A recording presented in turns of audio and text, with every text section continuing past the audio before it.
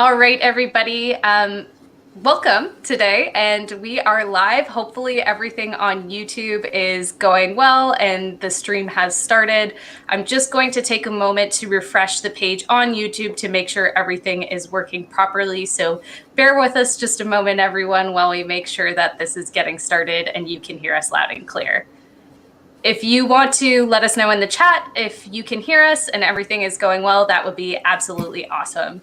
So today I am joined by a panel of wonderful indie authors, and we're going to be discussing Amazon's newest application, Kindle Vella. For anybody who doesn't know, Amazon released information about this app a couple of days ago, and essentially the app is going to be a serialized or episodic type fiction, very similar to Wattpad and or Radish that already exists. So authors will be able to upload chapter by chapter work, and readers will be able to consume chapter by chapter the work of authors. So today we've got 5 different topics that we're going to explore, including our thoughts on the way the content will be structured in the app, our opinions on the engagement features, thoughts on the cost to readers, thoughts on royalties, and then thoughts on the implications for publishing, whether it be self-publishing, indie publishing, traditional publishing, etc.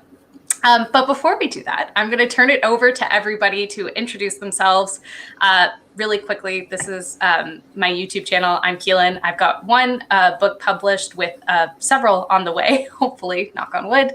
And I am a self-published author. You can find everybody who's here today on the panel linked down below in the description box, whether it be their YouTube channel, website, Twitter handle.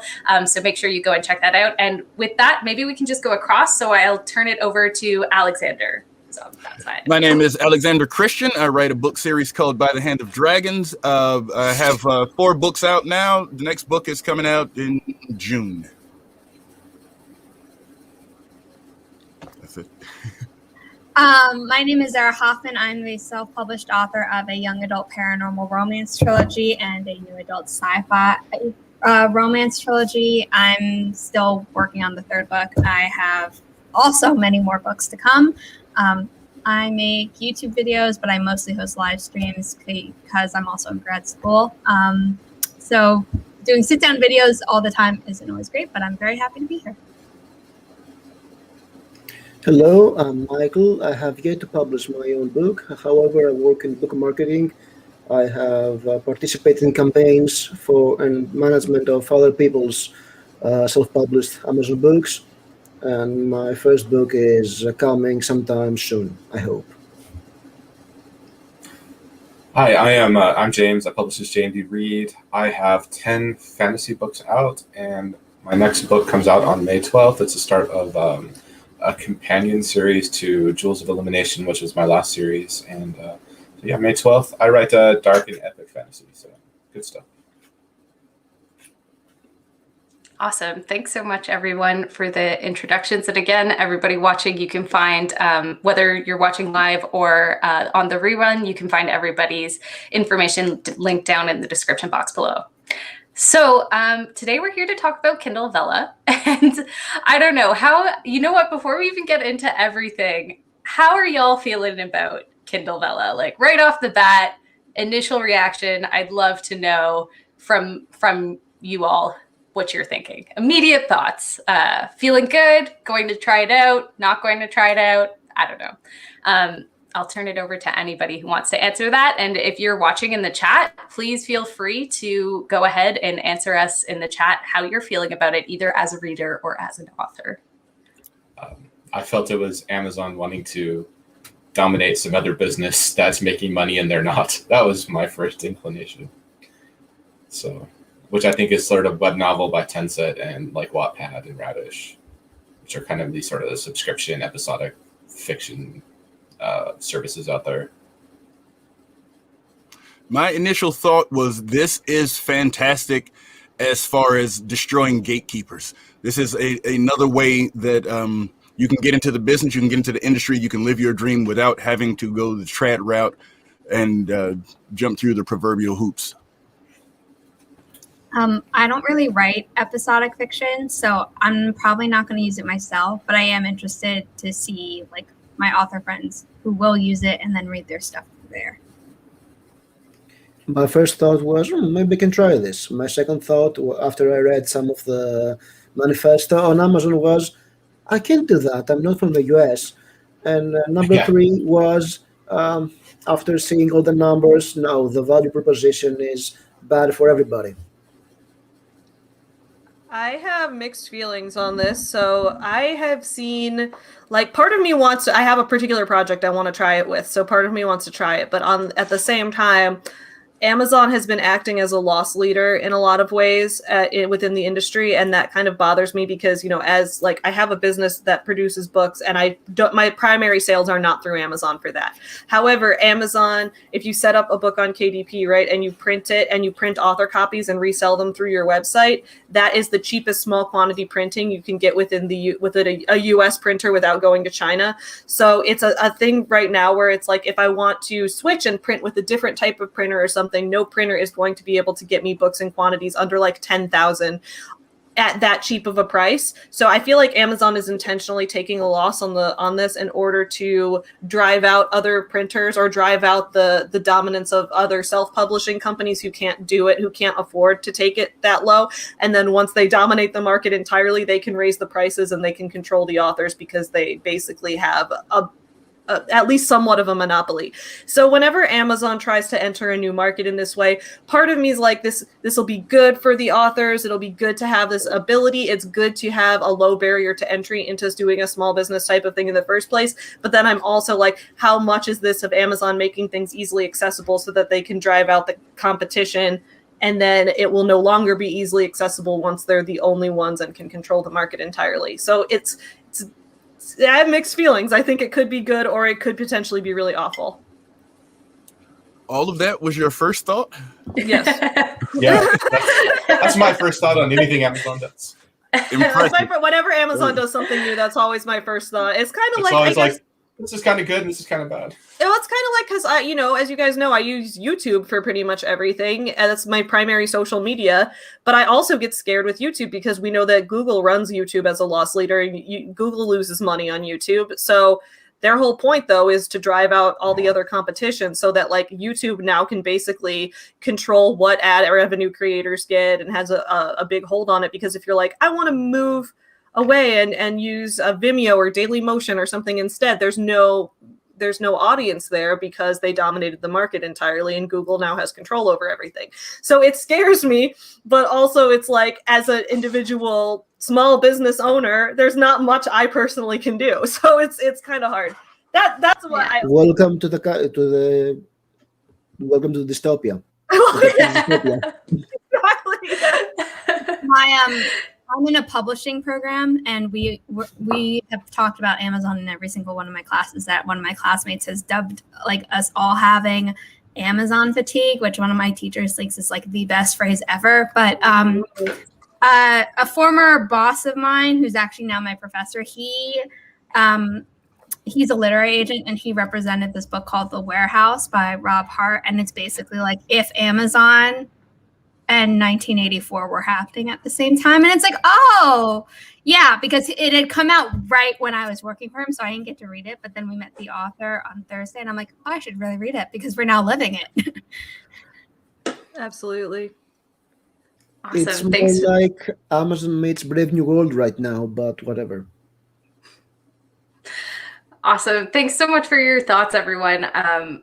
Yeah, my initial thoughts were very similar to a lot of yours. Like, it's a great way for authors to access publishing, but at the same time, it's Amazon just like trying to take over another market, and there's other businesses that already do this. And then from a consumer perspective for readers, it seems like it's going to be a lot more expensive for readers, which is a little bit concerning as well. But from an author perspective, I mean, I come from a fan fiction background, and fan fiction's all kind of like episodic, where you publish. I publish through fanfiction.net, so it's like you publish chapter at a time, and so that kind of format was super appealing to me because I love it. But at the same time, yeah, there's just a lot of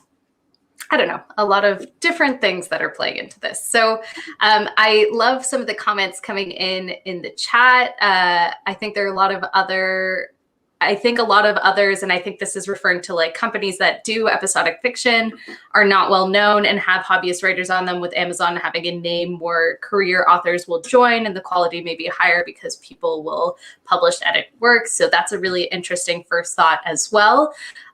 So there's a lot to break down, and Amazon's kind of broken down everything into different like sections on their website. So I think we were going to go through and chat about like some different sections. So the first thing that I wanted to ask everybody here about is thoughts on the way the content will be structured in the app. So this is like an episodic fiction app. How do we feel about the 600 to 5,000 word limit per episode? How do we feel about like episodic fiction and publishing in that way? Just general thoughts about content and the structure of the app. There's 3 free chapters on each like story. So anybody in the chat's also welcome to join in with their thoughts and put them in there. I mean, I like it. Oh, sorry. Did someone else want Yeah, no, I think it's a good word count. 600 is enough that you can get a really like an introduction maybe, and 5,000 is a pretty hefty chapter already. Yeah. I feel like in every live stream I've been in recently, someone has asked like, oh, how long are your chapters, like to everyone else in the chat and the people on screen. And I feel like most of the people I know are around like 2,000 to 4,000. And I know some people who are like, oh, I write 10,000 word chapters. And I'm like, Jesus. I'm not going to read that all in one sitting. Like I will break up your chapters arbitrarily. So I'm getting smaller chapters in my reading experience. So I think that a 5,000 word limit is a fine cap on like a chapter in episodic fiction. I think that like as with Wattpad and other episodic like formats already, that people have to write more like cliffhangery endings to chapters. And I know some readers really don't like that, but I've always liked that as a reader. So I'm just like, it's another episodic fiction platform to me in this instance. That's how I like to end my chapters. I think that the word count is perfect. Like for a chapter, I think the word count range makes perfect sense. But in terms of just the structure in general of, basically a Kindle version of an episodic fiction platform, I'm sure Amazon knows what they're doing, but at the same time, I wonder how much of a customer base there is for that, because I know that a lot of what people do on Kindle is they like to buy a lot of ebooks, or at least when I read Kindle books, or when I know other people do too, or especially like people who do like Kindle Unlimited, you like to get an ebook that's maybe a quick read the whole book in one sitting, and then go on to another book, because you get a lot of like voracious romance readers and things like that. So I didn't know if like the episodic fiction model is something that Kindle's customer base overall is really interested in that format, but I guess we'll find out. I mean, given Wattpad's like highest genre has always been romance, although most of it is also true. Fanfic type stuff, especially around One Direction during that whole like I think romance readers will be present in any type of reading and publishing format that happens. So I think it's there. I just don't know if it'll be as successful as like what you. In my opinion, asking about the chapters is sort of not the right question, because in episodic fiction, especially if you pay by chapter and by word count, it's not like you have to have a word count for the chapter. Chapter is a microbook, and people have to buy it.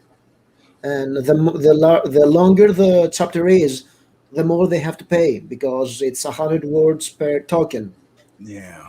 This is just a quick question. Is this for is it? I know people have been saying episodic fiction, but is it only for fiction, or is it just for all ebooks? Like, could I publish episodic nonfiction? I don't think they're restricting like the type. Yeah, I don't know. Because that's the project I want to. They said content. I looked at that. The content says it's whatever the same content guidelines for KDP. So anything you can publish on KDP, you can publish on Vella, with the exception that it can't be freely available, it can't be in the public domain, and it can't be previously published on Amazon. You probably could get away with it if it was published on Barnes & Noble, because they probably can't verify that if you already unpublished it, but they would know if you had published it through Amazon system. Because I know that on Keelan's original video about this, someone had commented that it'll be great for bloggers. And I was thinking about like that it could be really great for bloggers who want to publish works like that. And for me, like I like to write a lot of nonfiction and I might be working on another nonfiction book soon, but where each chapter is kind of more of a standalone kind of thing. So I feel like the episodic format might be beneficial for that. So I was going to try it out. I mean, they don't say no, but everything says story. So I do think that they're assuming it is going to be fiction. But given they don't ban it, I say why not use it for nonfiction. My biggest thing with the whole chapter breakdown is that you kind of have to do the math on how much you're getting, and what I'm wondering is if you have 2,000 words left and you want to start a story that is 3,000 words, can you just not open it, or how does, you know what I mean? I don't know. I think the way this thing rolls out is going to tell us a lot about all of the bugs in it, and it's also going to redefine what the industry standards are. Because we go through waves and we go through cycles, and this is going to expedite all of that. I think the main idea is you write 3 chapters that should have your reader hooked. The end of the 3rd chapter should be a big cliffhanger, so they want to read what's happening next. For instance, if it is a romance, the meet-cute is about to happen by the end chapter 3 ends. Yeah. And if you want to read the meet-cute or the sex scene, if it's more steamy romance, pay. Yeah. And then every chapter should end in a way that the reader will say, oh, let me buy the next one. And this is sort of a two-edged sword in a way, because at every point you have to pay, somebody's bound not to. Yeah. And this is how you get some very brutal losses of readers. So when I said the proposition is not good, I know maybe I'm skipping and we'll talk about this later. But the main idea is that if you want to make the content work, each chapter should sell the next one, and at the same time justify that, yes, I'm not a sucker for paying for it. Yeah. So you have to go into some very tropey writing, or I don't know, maybe do the Patterson thing, where you have, I don't know, a book of 60,000 words where it's 100 chapters, and every chapter ends in a cliffhanger. Good Lord. I wonder, what about sharing and lending? Like, how does that even work? I have to remove that, because I feel like for sharing and lending, like we're talking about how Amazon is totally fine with taking losses on a lot of things just so that they can corner the market on things. But I think for them that they're like, if we can do this where we basically bleed readers dry of money, which we're going to get into later, like I think they might do away with that more. The same way that like Kindle Shorts, like, yes, they exist, but no one really talks about them really. Whereas I think like here, because yes, probably people want to upload stories with lots and lots of chapters so they can get paid as much as possible. At the same time, someone might just be like, oh, I have a shorter story, but because it's a 5,000 word limit per chapter, I can get more money from this than if I uploaded it as a normal Kindle ebook. So I don't know. I think we're going to get kind of everything on the platform, and then things will either get weeded out because Amazon's like, oh, we don't like that you're using the platform this way, we're going to add more rules, or readers will be like, this sucks. Yeah. Don't put this on the platform anymore. That's a really good point. Like, I think there's going to be some trends that emerge on the platform, like definitely cliffhanger endings. I think we'll probably also start seeing all the chapter lengths, like there be a preferred chapter length. I don't know what that will be. Will it be shorter, like 600 words, or will it be longer? I'm also... My money. Sorry, go ahead. My money is for word count creep, meaning you start chapter 4, 5, 6, very short and very cheap, and when everybody's hooked, you start to increase the chapter size so you get more money out of it. I definitely can see that happening. It's paid by word basically, so yeah. I mean, you in the end, if you're just writing a story, it'll average out, to the same amount, whether you have it as 3 chapters or 4 chapters or 2 chapters. I guess it's the strategy is like, how do you what's the price point that readers will find attractive to like buy the next chapter, and that might want to keep your word count down. Yeah. I was thinking you would want shorter chapters. That way, the frequency with which you have to upload, so you can write your 5,000 words or whatever, and that's 6 weeks of releases. You know what I mean? I wouldn't want to put more out at one time. It kind of robs me of the freedom that I'm getting by being able to do it episodically. Yeah, Maya in the chat asked before the stream started, like, oh, like, will this put more pressure on authors to like produce faster? And I know that Brittany Wang had interviewed Kelsey and Jesse because they wrote like the Charlie Travesty serial, and then these are the first 4 that they released in 2019, I think. But then they put it in like a physical book, and now they're going to be releasing the rest later this year. And they were writing and publishing at the same time, which they were like, never again, next time and publish them all. Yeah. So I don't think that this will necessarily make authors be like, oh shoot, like I'm gonna have to turn out like less quality work to keep up with the speed, because I think kind of like you said, where it's like if you're writing it in advance, it doesn't mean you have to publish it all at the same time, and that's the whole point of this. So I think, I mean, some people might do the write and publish because they're so used to it from like fan fiction and Wattpad and things like that. But I think professional authors could just be like, here's a lot of it written, it's been edited, and then you're just on schedule. Yeah, And like, I have to go back and fix a novel. After I read a novel, I have to go back and fix all the stuff that's like set up stuff that I came up with like midway down, and you're not going to be able to do that. You're locked in basically with whatever you wrote. That's the problem with episodic. Yeah, you're pantsing. Or you could write the whole novel. Or you could write it all out and then publish it. Yeah.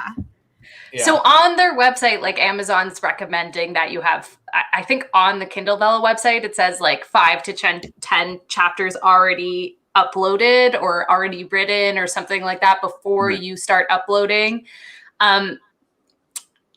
Which like, I think we see from Wattpad and fan fiction that sure, maybe people start out with the best intentions and some people do that, but a lot of the times it ends up being, Alex, like you said, it ends up being like pantsing. People will write a chapter, put it out, write a chapter, put it out, which nothing wrong with that. That just seems to be what tends to happen on these apps. Also how I approached fan fiction, just saying. I do have a question for everyone, I guess, because Zara, you brought up Charlie Travesty, which is like an episodic fiction novel. And so episodic fiction has always kind of been like, when you think of a TV episode, it has like a beginning, middle, end. But really what Amazon's doing here is just a chapter by chapter like upload. It's not really truly episodic fiction. I mean, I actually don't really think it's truly episodic fiction. It's just like a chapter by chapter upload.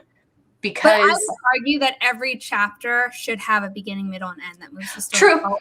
So, like, I think that kind of comes down to like how crappy is the writer at making a chapter do the work a chapter should do in a story.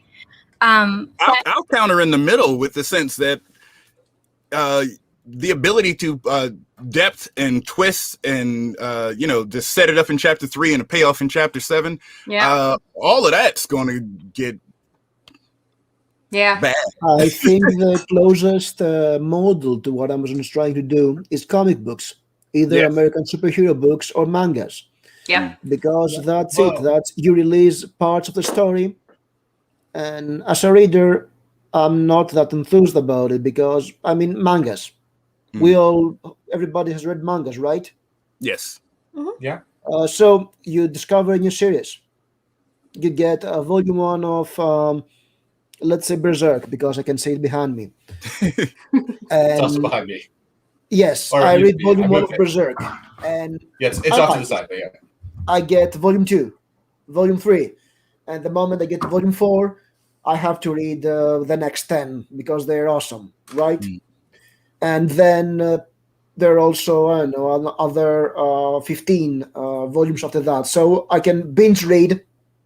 I can buy and read 30 volumes altogether. And then we get 1 chapter a month at best. And a volume is 10 chapters. So you get another volume next year. And it's not the same. This is also it's drawn. Not the same. It's not written. It takes a a manga takes the same amount of time to produce as like a novel because they have to draw everything with detail. I don't think that's quite the same. I think more it's like the publishing of like in the 1800s. They used to publish novels in newspapers, like That's what Dickens, like Sherlock Holmes. Mark Twain, Sherlock Holmes. All those stuff were episodic originally, published in newspapers. How does the Michael- editing work on that? Someone actually just jumping back to the illustration question. Wade actually had a question in the chat whether we know illustrations can be included in Vella, and I know they have the like top I thought they picture, said no. but I thought I read no. No? I think it's on no. I think That's it's like terrible. I think it's like Wattpad where you can upload a header image or Yeah. They also or said video there's very with iPhone. basic formatting allowed. You can do bold, italics, underlines, but they said don't use special characters. Yeah. So that's Oh. interesting. yeah, Yeah. it's What a very consists primitive of a special character? for Like, now. Something Like an They didn't say accent? what Something they didn't not say your- what a special character was. to use an But that's what they ampersand said. or like, I- yeah. I think they mean like if you have a character speaking Arabic, you can't put in the Arabic. I think if you have to open up character map to get something, you're probably out of luck. But like even things in Spanish and French, like if you like count as special Yeah. characters by certain programs, so I think they're totally only catering. They said to- it. They said for now. It seems like they're. Yeah. This is like they're maybe putting this out a little early before they have. This all their first month is thoughts going to worked be out. hilarious. I Yeah. think it's going to be a shit show, and I think it's going to be a lot of fun to sit back and watch. And then once Oh, the yeah. bugs are like figured out, Oh yeah, like when they rolled out series, right? Like Oh, so I'm many authors had participating. series I wanna be a banned part- I for wanna be dumb on the stream. stuff, and customer service was backed up like 3 weeks to get addressed like problems and stuff. I feel like the manga comparison though can be compared better to webtoons, where people are uploading every single week drawings, and like especially Lore Olympus, which is now being turned into a book for like volume 1, so it's kind of like the same thing. Whereas this is just text. So just being conscious of time, I think we'll move on to the second topic, but it sounds like, you know, there's a lot of mixed opinions on the content. And I think it will be really interesting to see what ends up kind of being the trend on Kindle Vella. Kelly did have a really, just to illustrate how we're going to be learning a lot in like the first month or however long they're betaing this. Kelly did say that she tried to upload a story yesterday and found it couldn't previously be on Amazon, so took it down. So there's going to be a lot of learning that's going on with any platform. But you can take it from Kindle Vella and put it onto Amazon if you take it off Kindle Vella first. So Yes. that is a strategy. You get your novel all the way done, and then you pull it off Vella and publish it like a real novel on Amazon. So that might be, that might be strategy some authors take. It could be like you I get don't know. paid for writing the novel, and then you're It's but like then you want the Amazon rank boost, so you put it on your Amazon new release and have But I don't know, that could backfire. You have people like, I got only halfway through this and they pulled it off, and like I paid this money, now I got to go buy it off. Like, so there are definitely pitfalls in that too. But yeah, that's a really good point. And Unicorn touched on that too. I think a lot of people will upload chapters of a book they plan to take down and publish soon after and the readers will get mad. I could definitely, unless Amazon like make some restrictions where you have to finish the novel and then upload it, I could see that definitely happening, where people upload chapters and then decide they want to publish it as a full novel, so they take it down before it's complete on Vella, which like is, I think, in the author's right to do so, but I think that it will get readers mad. What is the difference in what you pay buying it by chapter versus buying the novel? So we'll get to that because it'll be Yeah. much cheaper buying the novel. Unless you're pricing your novel like a trad published novel. Exactly. Right. Yeah. Just Keelan's move it. math breakdown in the video you put up yesterday, your like math breakdown was just brilliant. I was love loving following it along. I was like, thank you for breaking this down by the numbers. This was necessary. Yeah. And I they feel- put it in the comments too, so I could like go back to it before we went live. To be Well, so the one I put in the comments though was because when Amazon uploaded their video announcing Kindle Vella, they put in a screenshot of the prices, and there were no prices available elsewhere. It wasn't on their website. It wasn't available anywhere. So everybody kind of, like myself included, took that and based their calculations off that. And then a day and a half later, they uploaded a completely different pricing structure on their website. And it was like, Amazon, what are you doing? But in both cases, it was like it's still very expensive. Like you said, James, unless you price it like a trad pub novel, it's really expensive. Basically, it's the cheapest if you write, let's say, 170,000 word story. No, 170 plus the free chapters. So 3 books, I guess. It's $15 for the reader to read them. Yeah, their And price that's that they the have. cheapest. Yeah, the price that they have on their website now, like they have a concrete example of how much it costs for 3,025 words, and you can just use that to calculate whatever word length. If I write 3 novels and I get $15 for it, I am upset. No, you pay for it. Right, but I mean, if they're only paying 15, what am I taking home? You're taking So- half of that. 50%, which So is we better. can- You get 750. I calculated that you probably take 3.5 cents per reader per 1,000 words. So we can get into the royalties in just a bit because there's a lot of discussion on that. But I just wanted to, It's very before we weird. jump into that, we can talk about our opinions on the engagement features because there's 3 prominent engagement features in this application. So the capability for people to follow, like, and crown stories. So I was wondering what your opinions are on all these. So, I mean, some of them are very typical of like these serial kind of fiction, but the one that's particularly interesting for me is the crowning feature where everybody at the end of a week, readers at the end of a week can crown their favorite story of that week. So I don't know what folks think, whether it be from an author perspective or a reader perspective, if anyone has any opinions on the engagement features that Vella has announced. I like that Yes. there's engagement features because I think that, like, I've never used Wattpad, but authors don't make money on Wattpad, right? You just post things for free. Some do. You can get selected to be part of their paid program, but you Oh, It's okay. very small. millions Also- and millions of fans Gotcha. already on their platform. So You I could think also that a use lot that of to build a fan base and get paid through like Patreon or something. Yeah. So I know that, like, for me, where I make like half of my income nowadays is through YouTube ad revenue. So I have, like, you know, getting people to engage, getting people to like videos and subscribe, and like building that interaction with my audience has been really helpful for that. And I know that there hasn't really been much of a platform for writers to do that with written works. Like, there's, you know, you could use a site like Wattpad where there's those engagement features, but for the most part, you're probably not going to get paid in any way for that. So I think it's good to have an option where authors can get paid and also build that fan base through engagement. So I'm glad to know that they're having those kind of features.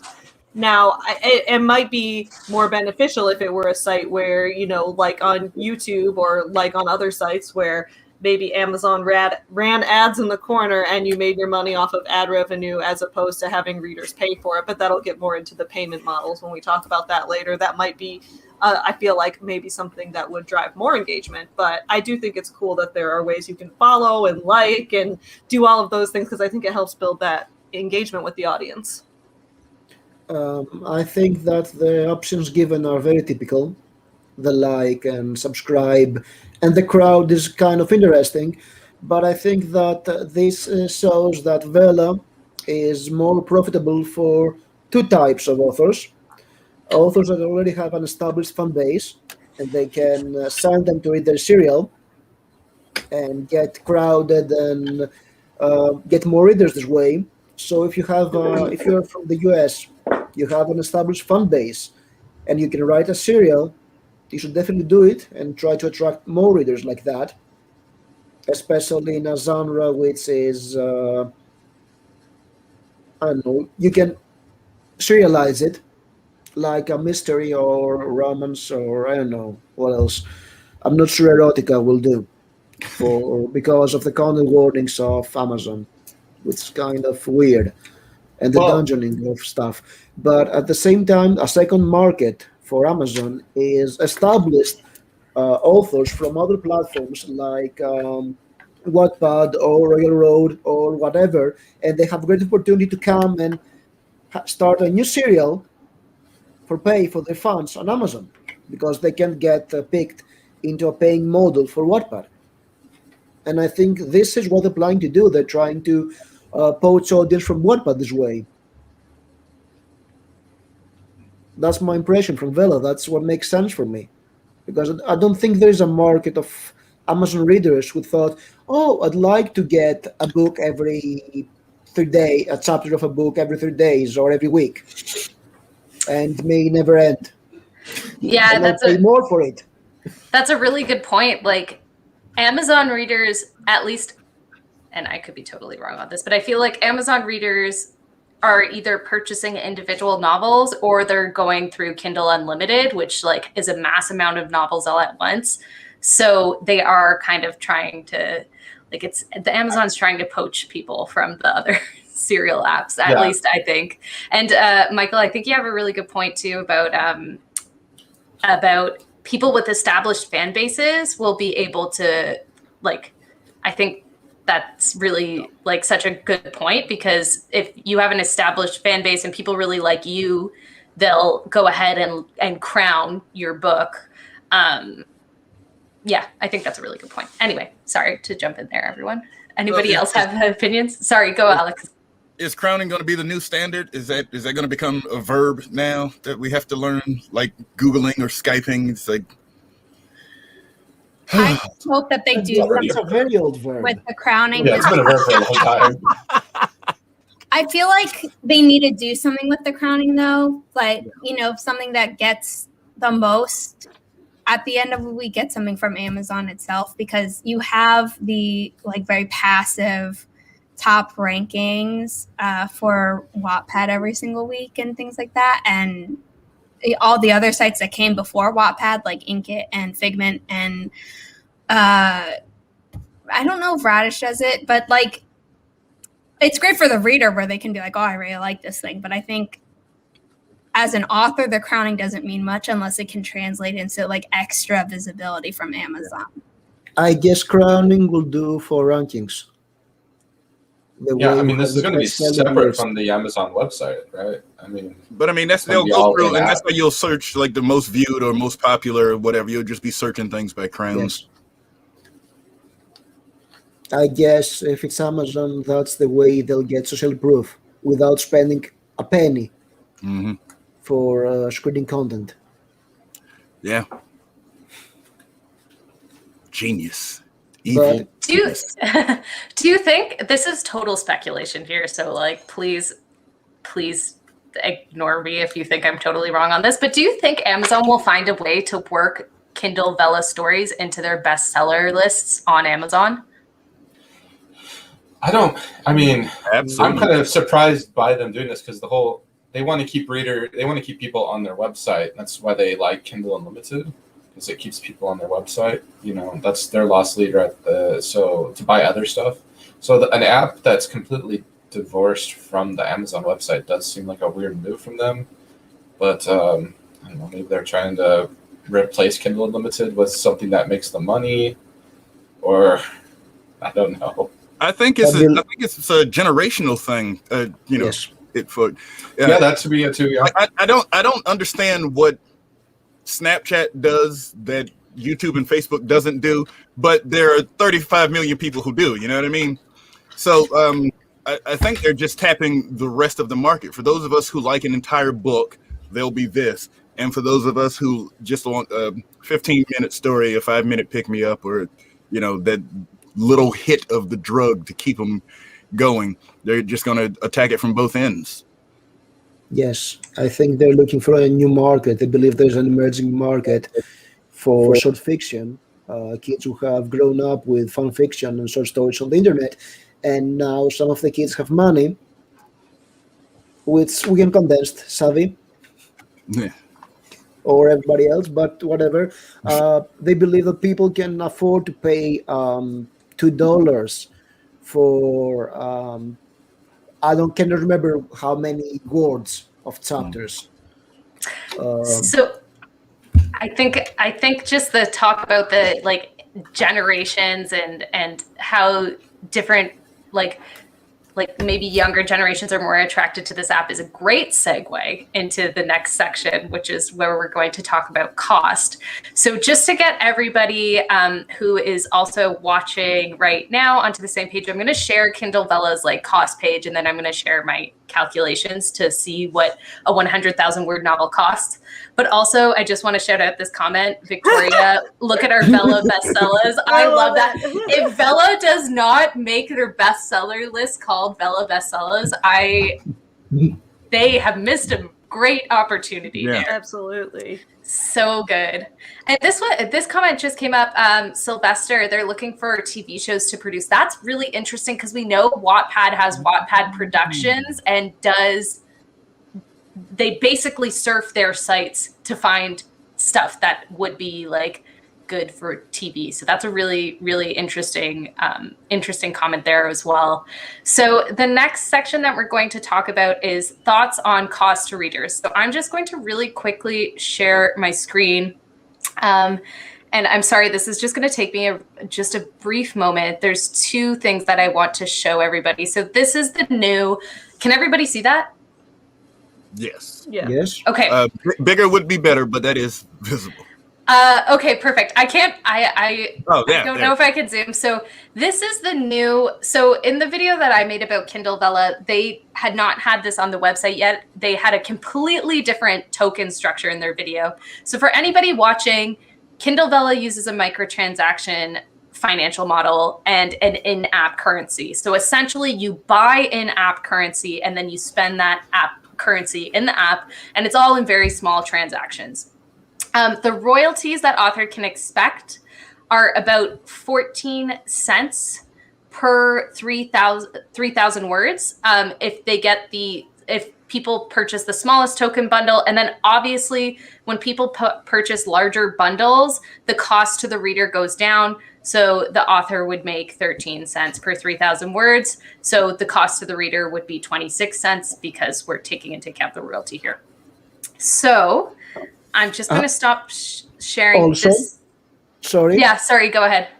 If the reader uses the iOS app and they buy the tokens from the iOS app, there will be a 30% fee from iOS, for Apple, for the Apple Store.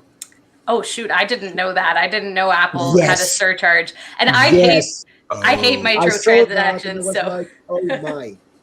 Yeah. And if there is a Kindle app too. Oh, sorry, an Android app. Probably that's the same. So the iOS update or the iOS cost is, I mean, let's not worry too much about Apple's cost right now, because I think that adds a whole different dynamic to the conversation. But I'm just trying to pull up here the cost per 100,000 words. And I think I'm just going to try and drop them in the chat. So it looks like for 100,000 words, let me see if this works. If you purchase the smallest bundle for 100,000 words, let's see if this works in the chat here. There we go. Excuse my terrible formatting in the chat.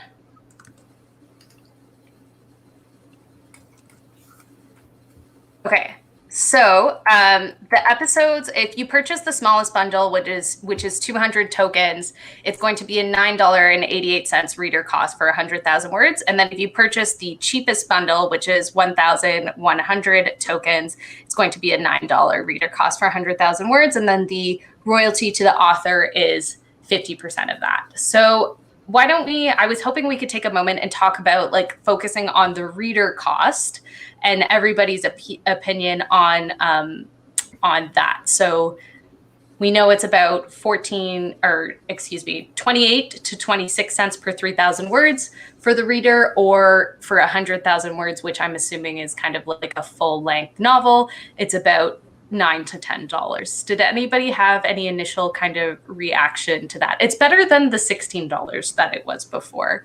Yeah. That's more than the average. Well, that's more than the average indie novel would be published on Amazon for. You know, you're looking at $4.99, $5.99 around there. Yes. Or even cheaper. I mean, some people drop 100,000 novel for 99 cents. You know, so yeah, you're definitely paying more through the Vella, and us authors have no control over setting the price.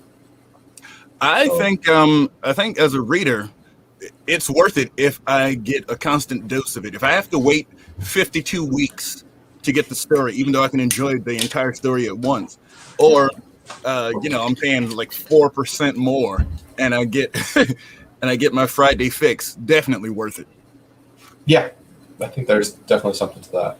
I'm sorry, what's the cost, the least cost for a 100,000 word book? I can't understand the comment exactly. It's $9 for the reader. That's double what you pay for an indie book.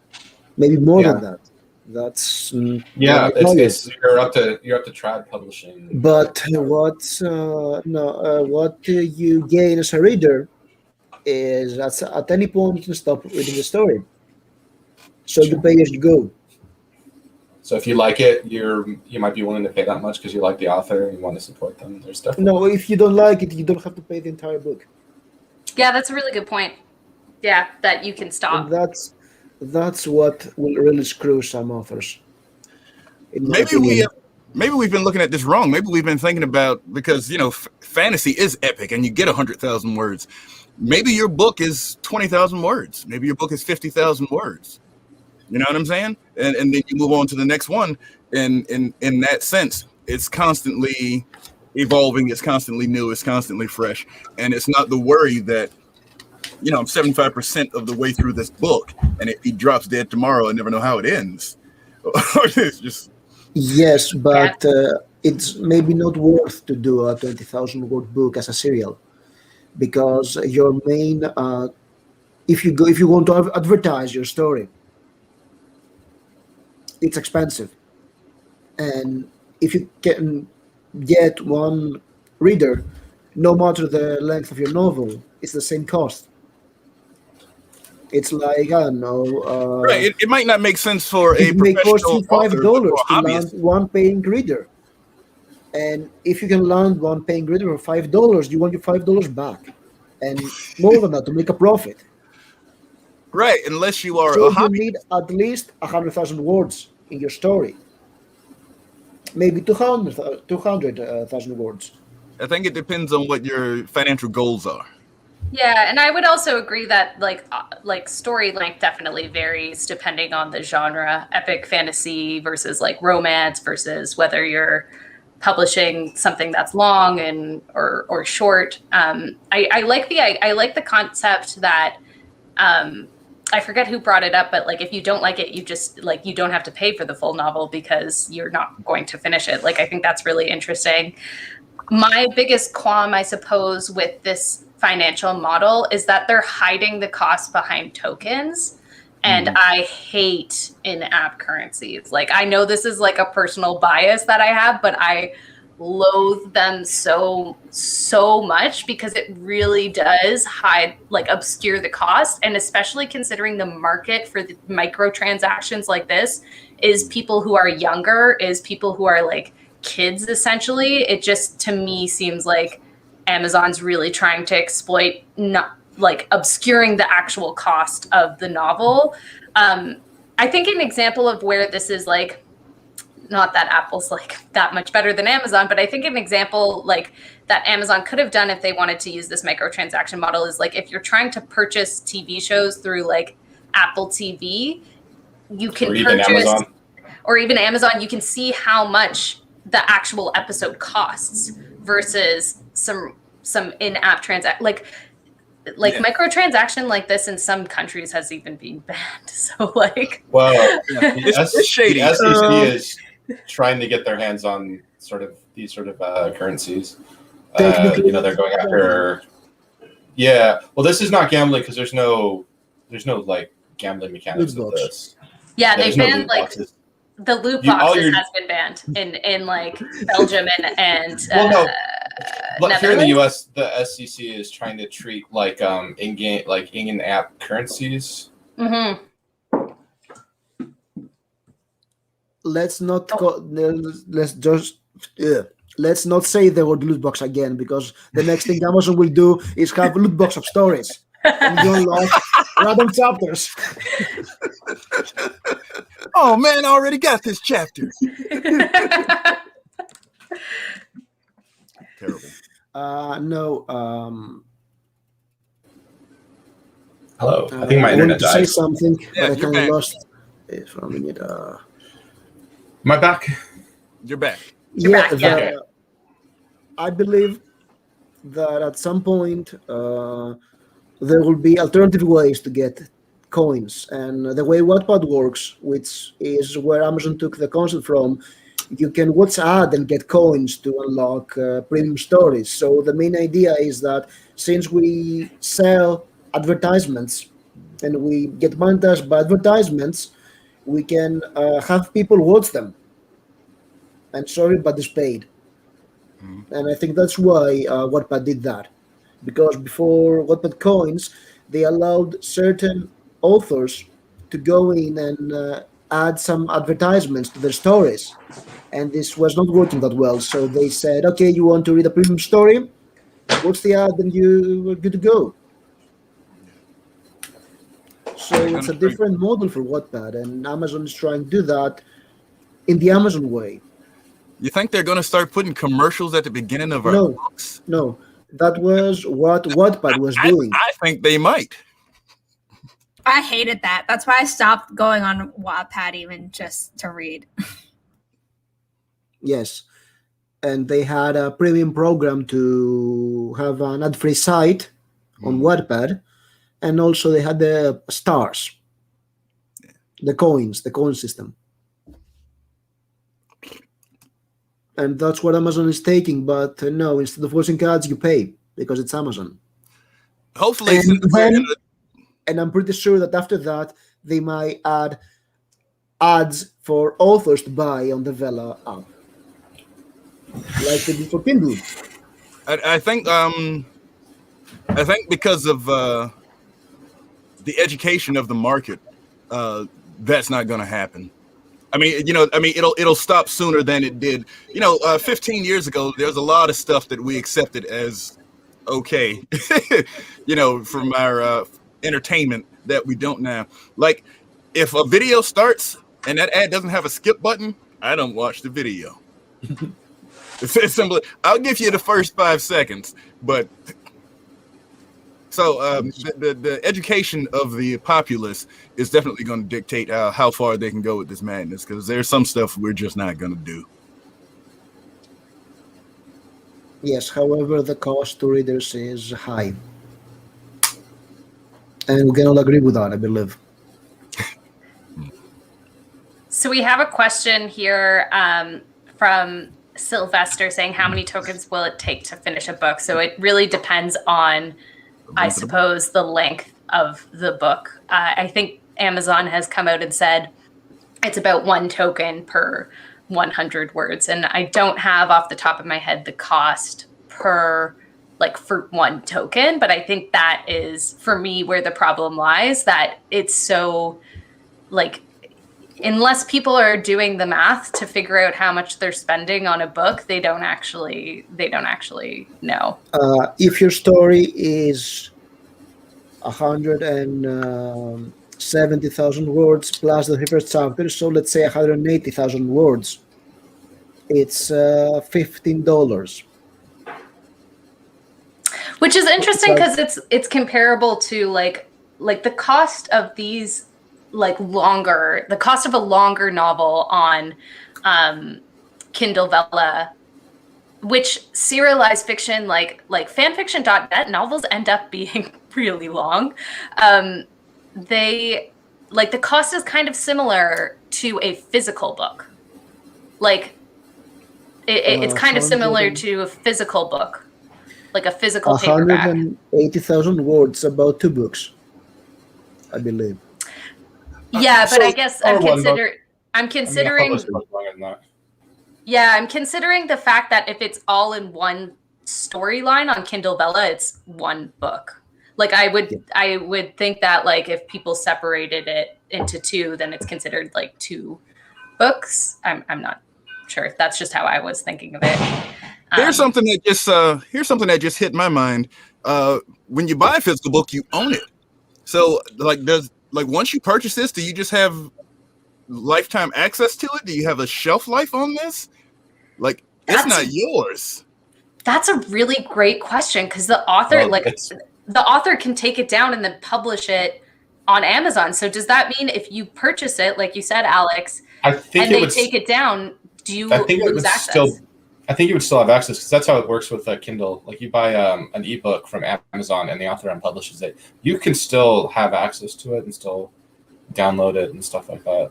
Again, so you don't lose access to it, but you don't actually own it. You actually just own a license to it if you actually look at the terms of service. Right. Yeah. But I mean, So like, that's when so I I think it would it's mine, and that's when you buy a physical book. Right. But this, if you buy like an ebook, this is, I think it should work the same way. I don't see why Amazon, because you would be able to say, like, I bought a lifetime license to this story when I spent these tokens. And if the author unpublished it, I should still have access to it on the app just because no one else can. No one else can get access to it. Right. From that point on. But you should still be able to. Otherwise, you could start getting, you can start suing Amazon. Right. But we're having two separate conversations. What I'm saying is without any internet access, what's on my phone is mine. I have 1,300 books right here. You have the lifetime license to those books. You don't actually own those books. So I've got a question. What does WAPA do? If Amazon decided to yank them all, theoretically, you could have paid a bunch of money and then they're gone. But So- like as I said, when authors unpublish their file books, you is- still have access. You still have a file. Yes, you do have a That, file. and that's what I'm saying. I'm saying is that's not a physical object. That's data stored on a hard drive. That's not a physical object. Yes. You So- are correct. I got you. So It's I've got ones and zeros. Got you. I've got a question. Does anybody know what like Wattpad and Radish does if a story is taken down from their site? Do I don't people know still their have terms of- access to it? I don't know their terms of Wattpad service. has a special agreement for paid stories. But Okay, so there's a They special can't keep the agreement. stories. all I know is how Kindle like ebooks work, and that if an author unpublished it, you still have access to it if you paid for it. Mhm. That's so. So let's hope that that's the same for Kindle Vella. I don't see why it wouldn't be. Yeah, But yeah, look at their terms of service before you buy anything on there and see what they say. definitely. Any other thoughts on the You cost? actually read terms of service before purchasing something online. Of course not, but True. the U.S. court systems will hold adhesion contracts to the letter of them. They will enforce them. So You won't even know. Yeah. So It's I like guess they'll all speak legalese and just hand you a verdict. You won't even know what happened. this is something well, though that's, that you have a lawyer, but I was just gonna say, I guess this is something that I haven't come across it on Kindle Vella's site, but I think Amazon needs to address what will happen if an author decides to take their stories down for readers. And hopefully James, it's the same as Kindle where people still have access to it. Cause otherwise like you said, I don't think that's a can't good look for imagine. Amazon. Yeah, So because there would be no copy of it on your device. You would always have to use the internet to access it. I don't know how the app in particular will work if it streams it to you. And or if it that's what I'm downloads saying. it. Like, I can go to a cabin in the woods and read everything that's on my phone. You know what I'm saying? So I'm wondering, would you only be able to read these serials if you can access the internet? I don't know. We'll have to see how the app works. We'll have to check the app.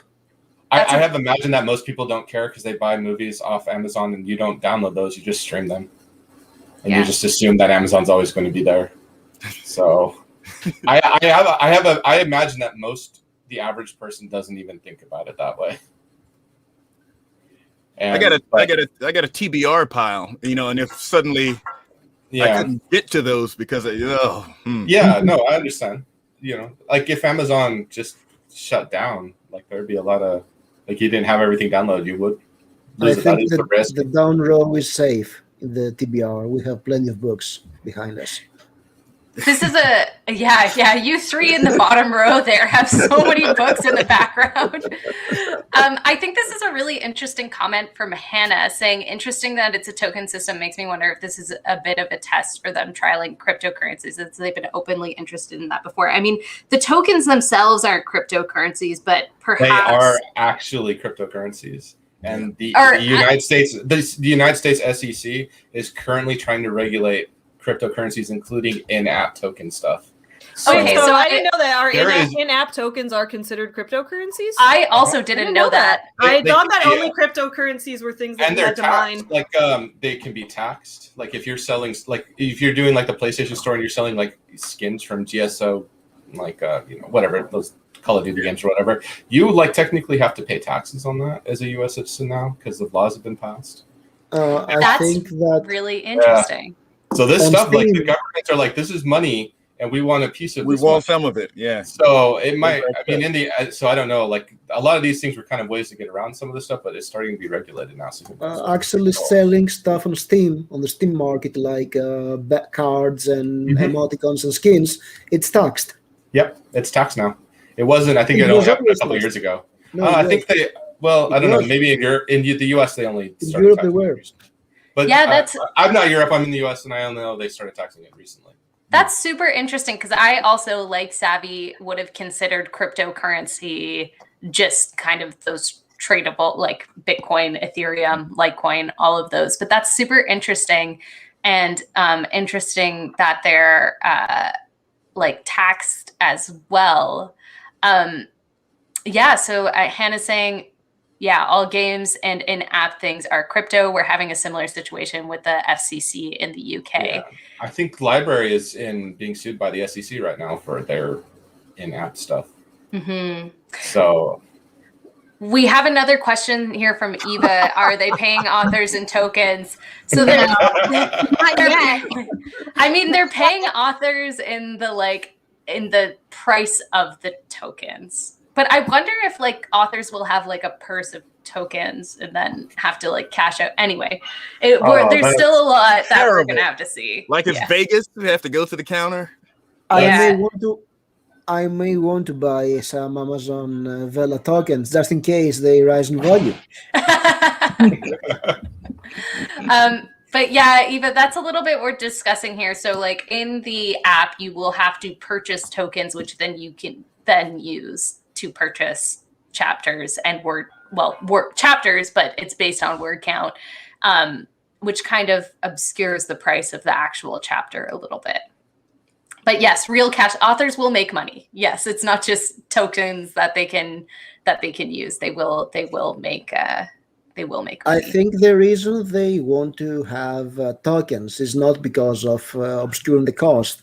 It's because they want you to have a few extra tokens and you start another story. yeah, no, or you have like I'm 3 short, so I'll just buy another pack. I think it's not like let me pay 50 cents to read the next chapter. It's like let me buy another token pack. $2 worth of tokens, and I have $1.50 left, and I can read something else. I wouldn't be tokens, and this the first 3 chapters look good. I wouldn't be surprised if they calculate out what they think the average like chapter will be and go like, well, someone would get like 3.5 chapters with this token bundle, meaning they want that 4th one. Well, they got to just buy a whole new a whole new pack. Yeah, because you just have like a couple like I almost am there, or and you're like they're just going to waste if I don't. Yeah, then you get into a sunken cost fallacy trigger. That is the hot dog bun scenario. Like you got to buy a whole lot to get it. Right? That's so annoying. That bothers my OCD. I want them to line up. Get on board. Work together here. But I mean, like, I think we can all agree they're definitely using tokens to make more money. Like they're not they're using this as a way to get more money out of readers without readers necessarily realizing how much they're spending, whether it be because there's no benefit to not just using dollars. There's a reason they converted it into tokens, and that's to obscure the cost, like you were saying. Actually, every transaction has a fixed cost for banks.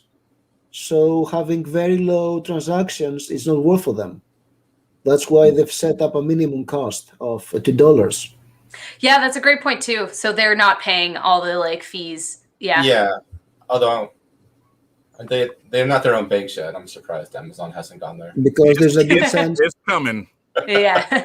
It's coming. There's a good sense if you pay 50 cents for the chapter, Amazon is paying $1 to the bank for every 50 cents. So you can basically bankrupt Amazon by buying chapters for Vellas. No, because I mean, I'm sure they're not paying. I'm sure they've They're got they're not paying that much. We could buy an ebook for 99 cents. Yeah, the transaction fees, like I know at least in Canada, they used to have transaction fees on like debit and credit transactions at stores, and they got rid of. They've got rid of the like user having to pay for them, I suppose. They made them less predatory so that the merchants aren't passing it on to the users. Yeah, that happened in the States too. You go to convenience stores, they'd be like, you have to like do a minimum purchase amount or pay $1.50. Yeah, because it is the credit card companies. That's how the credit card companies make their money, by charging the merchant use to accept it. I just realized how many countries are on this chat. This is pretty awesome. Yeah, no, for sure. There are a lot of countries on this chat. And different experiences for each of those countries, because a lot of us aren't going to be able to use Vella right away. Someone does have a question, or someone said something. You get paid by every 100 words. Yeah, 50% of what readers pay to unlock the chapters. So I actually don't know how often, like I'm assuming like any kind of online platform. Well, I'm not sure. I don't know with KDP. KDP doesn't have a minimum payout threshold, but a lot of online platforms do have a minimum payout threshold. But I'm assuming... I want to get my 30 cents from Mexico. Yeah, so true. Like KDP, it doesn't have a minimum threshold. A lot of other sites do. I don't know at this point. Smashword, I think, even got rid of their minimum threshold for deposit. Yeah, there's lots of places that don't and lots of places that do. I don't think we know at this point how often you get paid out, but essentially you get 50% of whatever the token costs the reader. And it's 1 token per 100 words. All right, so I think we can move on from, Hannah has something else on crypto. A crypto created by Amazon would be super interesting. They'd have a closed ecosystem and a genuine real world use and a scary amount of power. Definitely a scary amount of power. Very next comment, $15 an hour. Oh, I didn't see that. Just Eva. Oh, yeah, true. The dystopia continues. The dystopia continues, yeah, $15 an hour. That's the South Park episode where muting, by the way, everyone works at Amazon to buy stuff from Amazon. Yeah. It's like, I have to work like at the warehouse to afford, buying everything from Amazon nowadays. So we've spoken about the thoughts on cost to readers. I think like what we've concluded is, it's typically more for like, and again, we're comparing 100,000 word novel. Shorter novels might be different. Longer novels might be different. But at 100,000 words, it would typically cost more than a 100,000 word ebook to buy that same amount of words on Vella. I have a question surrounding that for everybody here as indie authors. It's not necessarily pertaining to the cost, but the actual value of the product itself, considering that content might be uploaded chapter by chapter. I know everybody here would upload super high quality chapters and whatnot, but I'm just curious what your thoughts are on, I guess the lack, like, I think someone mentioned this on Reddit. I've spent a lot of time on Reddit reading this, but the only gatekeeper of sorts to self-publishing before Kindle Vella is the completion of a novel, is the actual completion of the work. Someone has to finish the work to publish the work. Now that gatekeeping has been kind of abolished, so to speak. You don't have to finish the work to publish the work. You can just start publishing. So I was wondering everybody's kind of thoughts on, and maybe we can go through and everybody can answer before we get into discussion, but the thoughts on that gatekeeping kind of being abolished and their thoughts on whether that, like brings value to readers or not. Like, is this something that is going to kind of impact readers negatively when they experience self-published works now? So anyway, that was just a thought. I saw this on Reddit. I wish I remembered the username so I could credit them, but it was their thought. And I thought it was really interesting that the only gatekeeping to self-publishing before was actually the completion of a work, and now that's been entirely abolished by this. So I don't know if anybody has any initial thoughts, but I thought it was a I really do. interesting point. Yeah, thinking about it as from my perspective as a reader, I don't think that's going to bother me at all. And here's why I'll say that. So I read a lot of fan fiction on Archive of Our Own and stuff like that. So, oh my God, hey Chewy, how about you shut up? So I read a lot of fan fiction on sites like Archive of Our Own, and sometimes I'm sorry, someone else can go because my dog doesn't want to shut up. I think the only impact will be you'll get a lot of people who will jump in and never finish their work, and that's going to be a problem because this isn't reading a story for free on Archive of Our Own. This is you paid for the story with the expectation that the author's going to finish it, especially if you're into it. And I know I've read free story sites and stories just like, oh, the author, got bored and just stopped uploading 4 years ago, and now I'll never get to know where their story is going. I've had that, and I hate that. Yeah, and that's a free site. So on a paid site, I could see that leading to a bad reader experience. Do they have anything to downvote? No, I think they only have likes. Is there any way that you can know? So like reviews are how we pretty much know, what we're getting into. Somebody has to be the test dummy. But there's no reviews. There's just there aren't any reviews. Yeah. But you get 3 chapters for free. Yeah, so you can get to read something. There's a comment function like there is on Wattpad where you can comment at the end of chapters, and now Wattpad obviously has inline comments, which I hope they at least have release dates. You jump into something and it's like, yeah, this will be released weekly, and it hasn't been one for 4 months. Would you even know? You should know. That would have to be their user interface. I feel like my dog has finally shut up for a second. I think that, like I was going to say, like when I read stuff on free sites like that and someone doesn't finish a story, I always still have this thing in the back of my mind, even when they don't finish. I'm kind of like, oh, they didn't finish. But I'm like, I still wish they would have gotten paid for this work because I still got some enjoyment out of this. So there's part of me that like wishes on those kind of sites there could be like ads running on the sites, and then people could get like some type of ad revenue royalty, because I know that there's like some ethics issues involved with people paying directly for fan fiction and all of that. However, when on a site like this, that's the part where I think the gray area comes in, because the reader is paying directly for it. And that's why I'm wondering if it would have been a better experience for everyone if Amazon had paid it through like an ad revenue kind of system like you'd get on YouTube instead of having the reader pay for it. However, I feel like as a reader, if I get enjoyment out of the story and it doesn't finish, I probably won't mind, because I'm just kind of like, I'm just reading for fun in the moment, and it's about the joy you get in that moment from it. And like the project that I'm planning to put on Kindle Vella, when I say I don't think it's ever going to end, I don't mean that in that I plan to abandon it. I mean that it's because I'm going to be publishing chapters of documenting an experience as I do it, and I'm never planning to stop doing it. So it's kind of like a never-ending thing. So I think that there's potential for that, which is also cool. Now I'm going to mute because I don't trust that Chewy will stay shut up. Yeah, Actually, I'm just the type of reader that likes things to end. I like to have conclusions to things. So that's just me. It bugs me when there's not. Actually, Amazon had a fan fiction imprint for 5 years, the Kindle Worlds, and they discontinued it. So they have tried doing that too. They try to dip their Amazon business in every reading community of sorts and try to monetize it.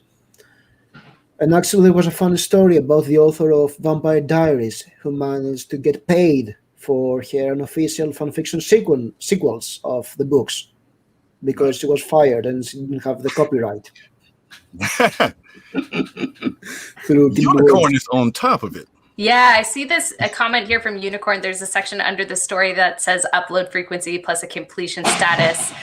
There is also, when you go ahead and upload your story, you can mark whether it's completed or like ongoing. So there is that capability. And this is a capability that like a lot of sites have. I know fanfiction.net has it where you can like mark things complete or not. So I definitely agree with this point that perhaps frequent posters and those who are and those that are complete might do well. Also, frequent posters are typically rewarded on sites by being like put at the forefront of like the algorithm, or they're the first story that comes up. So there's definitely incentive to do that. Also, yeah, I agree with Unicorn.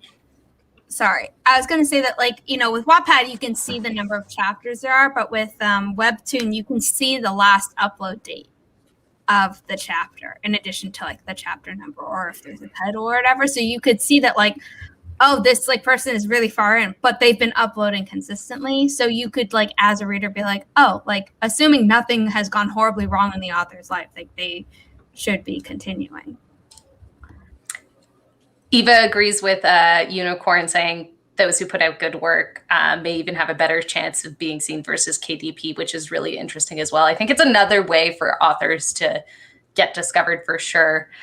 Charles also has a comment here, which is interesting. This is all fine until the machine learning algorithm has enough data to just roll 9 story cubes and flesh out a 3-act serial. And this is really interesting, though. There's a risk that we're feeding AI for a downstream project of Amazon's. And I never even thought of that. And I wouldn't put it past Amazon. Everybody read the terms of service. There has been apps that have like done that. They're supposed to be like chatting apps, but they really weren't there to program like NLP bots to like censor like comments and stuff. And I believe they sold it to Google. Yeah, I don't remember which one. It was really big. Like there was like a few years ago, like every YouTuber was like promoting it as this really great app. And I don't remember what it's called, but the person who was behind it was like from Google. And then it turned out to be just like to train a bot to censor comments on like YouTube and stuff. Under the guise of a free speech chatting app where you could say like whatever you wanted. And so it was there to train the bot what is bad stuff and what is good stuff and stuff like that. Yeah. And then they sold it for a bunch of. There's also a documentary just came out. I forget if it's on Netflix or Amazon Prime or you know what? It certainly is not on Amazon Prime. I take that back. I think it's on Netflix, and it's about facial recognition and how in the US they took all of the like pictures from people's driver's license and a company was using them. And I think it was Amazon to build their facial recognition technology. And anyway, a bunch of states just banned that and said, no, you can't have these. So anyone in the States, sorry, your picture is being used to build facial recognition technology if you have a driver's license. Your driver's license in the public domain because it's public information. Yeah, but they did just ban it for use of facial recognition. I forget if it was like in specific states or in all of the US. Anyway, it was. Makes me wonder if it's my state because we're the state that hosts Amazon. But I wouldn't put this past Amazon that we're feeding them into AI. However, I did just use an AI to write an article, and the AI's article was actually god awful. Like it was so terrible. That was a hilarious video. On YouTube in forever. Yeah, it was James, I think you actually commented on it being like, well, we've got job security. And I was like, yeah, we sure do. Does anybody have any last thoughts on this like topic of, sorry, go ahead, Michael. I think that we will see the exact same problems we see with KDP books. They're a series that will never end, that will be abandoned because of low sales. There will be some successful series who will start churning out chapter after chapter of nothing happening to milk a successful cash cow. And we're going to see some god-awful fiction trying to do that, to get some early, that. Definitely, at some point, we'll see hackers. Yes. Like we saw with KDP. Yeah. Oh, yeah.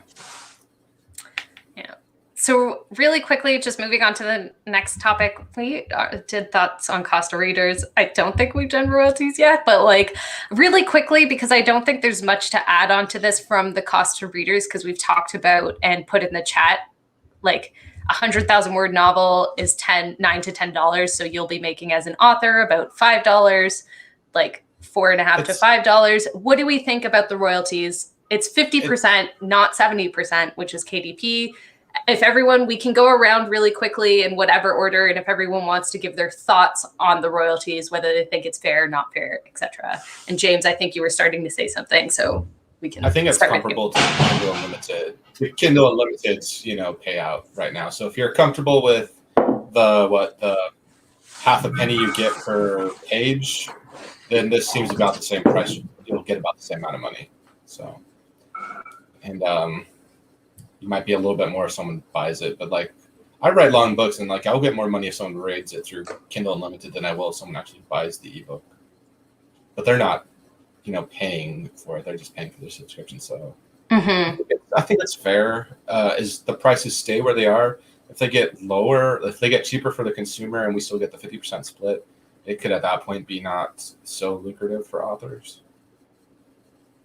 So I'm fine with it. yeah, for now. Any additional thoughts on royalties? A lot. Yeah, because I know you have a lot of thoughts. I'll just say I'm the same. I'm fine with them as they are right now. I guess we got to see where it goes. Yeah, I'm also fine with the royalties. I think the royalties are fair and comparable. But again, if they bring, like to reiterate what James was saying, if they bring down the cost to the readers, which I kind of hope they do, because it seems to me to me, this is my personal opinion. Everybody can disagree with it. But to me at this point, it seems like it's too expensive to the readers. I would like to see a higher royalty share. Like if they're going to bring it down, so it's like $5 for a 100,000 word novel, I would like that 70% royalty share. Yeah. Just my thought. But right now I'm fine with it. Like, I think it's fine. And I think it's a way authors can make more money. So the amount is fine. It's fair. I think it's fair, a 50-50 split. But what I don't like about the royalties, there are way too many jumping off points.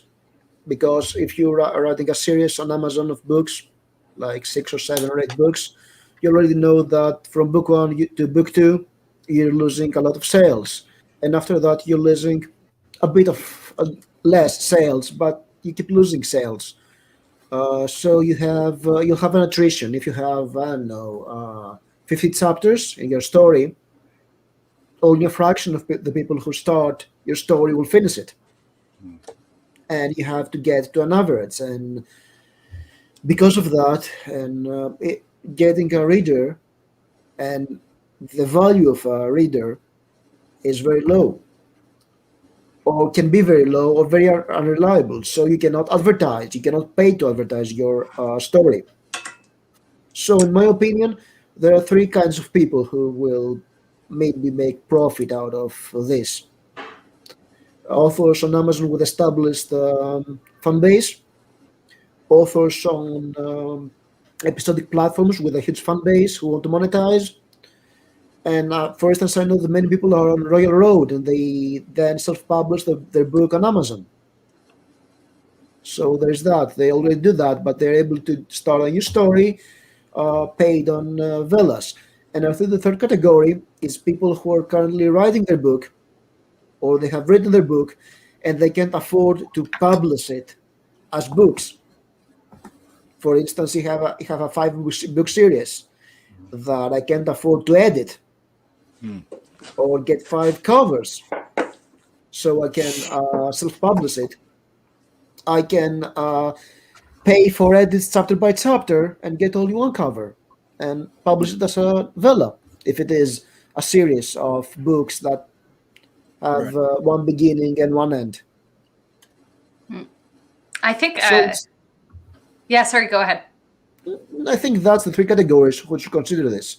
Or maybe people who want to try out and see what happens, because they will jump on the bandwagon and see if this works for them. But I'm not sure they can make a lot of money or even break even. This way, they don't have an established platform, or if they can afford to have books out. Yeah, I think you raise a really interesting point. And just about people uploading as they're writing. So I have a question for everyone, and maybe everyone can just answer with a yes or no. Do you think people will upload to this platform while writing to make money while they're writing, and then take it down, edit, get the cover done, and then publish through Amazon or Barnes & Noble or whatever? Like, do we think people will use it to monetize the writing process? Is essentially I what I'm definitely asking. think there is a subset of authors that will do that. So I'm actually planning to do that. And I know that that's making me sound like a scammer, but I promise you I'm not. My plan with this is that I want to, because I'll just say what my project is. So you guys, a lot of people know that I host a morning show podcast where RK and I live like business gurus, a different guru every week. So we've been wanting to write a book about what we've learned from the process. So when the Kindle Vella thing came out, we thought this is going to be a good opportunity for us we're documenting write our book version of documenting this experience and what we learned from each week of it, and add a new chapter consistently, and then potentially this could never end. Like, potentially this could go on forever. Now, if we ever do choose to end the podcast, which could be years down the line, potentially we would take everything we wrote off and put it out as a print book, just because it might be nice to have it in print and that kind of thing. But I think it would be fun, because it has a potential to have the process never end, to put it up there and have it be a new thing that comes out each week or each couple weeks that people can read if they're not wanting to listen to every podcast episode or attend every show. So that's where I'm going with it. And so I just wanted to share my perspective of why I don't think somebody monetizing the writing process could necessarily be a bad thing. I think there are definitely avenues that it could be useful for, because that's my plan for this. I agree. I also, sorry, Alex. I agree. I also don't think that it's I also don't think that it's a bad thing, so long as the content's of good quality. And I guess readers choose with their dollars and their tokens whether they want to continue, and they can always stop. So, I mean, I, like Eva's also in the comments saying I would do exactly that. So, I mean, I don't have a book in mind, but I think I would probably try it out with something as well. I think it's an interesting way for authors to monetize that process. My whole thing is, once you put a price on something, you have we've made a social contract that there's a certain level of quality to it. And I'll read your blog, and I have no problem with you using the wrong tense or the wrong word or whatever, because it's your blog and it's right off the top of your head. But once you start charging me for it, my expectations of the quality for it do go up. So as long as you, I don't edit, as I do as much as I can to not edit. I will pay 3 separate editors before I edit. So as long as the finished product that I'm getting is of quality, then churn them out every day and do it however you do it. Yeah, that's a really good point. Because it's monetized, me too. I would have that same, I would have an expectation of quality. And I know everyone here would put out a really good quality piece. So, actually, Savi, I think you're leaving money on the table for. I'm not sure if it's working the way I believe it's working, but people may want to read only one chapter. Sorry, I didn't hear what you said. I'm not very good at hearing things. You said people may want to read only one chapter of your book. You have a chapter on Grant Cardone and his morning routine, right? And I want to read that, and I don't care about all the previous chapters. Can I buy only this chapter, or do I have to buy all the previous one because it's that's interesting. So I guess that depends how it works. Can you choose which chapters to buy, or do you have to buy them in order? That's a really. If there are chapters out already and you want to buy, that's interesting. I didn't think of that. If there are chapters out already and you only want a specific one, I guess because we've all been looking at this in terms of fiction, where if it's a story you have to read it in chronologically. But if you're putting out nonfiction and you only want to read a chapter on a specific topic within that nonfiction book, could you pay for just that chapter? Because that opens up a lot of avenues for nonfiction writers to reach exactly the specific reader they want for each thing. That's interesting. The idea of serialized fiction is that I've watched entire movies where I just skip to the action, and then I don't care about the acting in the Fast and the Furious. All right, I'm here for the cars.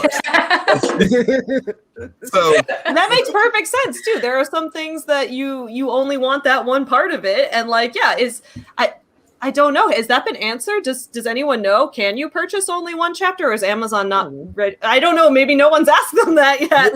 They probably haven't even thought of it. Yeah, nothing I've seen has answered that question. Someone else also had a really good comment on one of the, I don't know if it was Reddit or a YouTube video that I'd watched, and I don't know the answer to it, so I'll ask everybody here. They were like, if the story is complete, can I just buy the rest of it all at once? Like let's say the next chapter is 30 tokens, but just buy the whole thing for 100 tokens type thing. And I don't know if that capability will be there. It's kind of like when you're watching a season of TV on, again, Apple TV, you can buy the next episode for $3.99, or you can buy the whole season for $20. Will that capability be there? I would imagine that if it's not there in the beginning, Amazon will get there. Because they understand that there is money to be made by people who want to buy it all at once.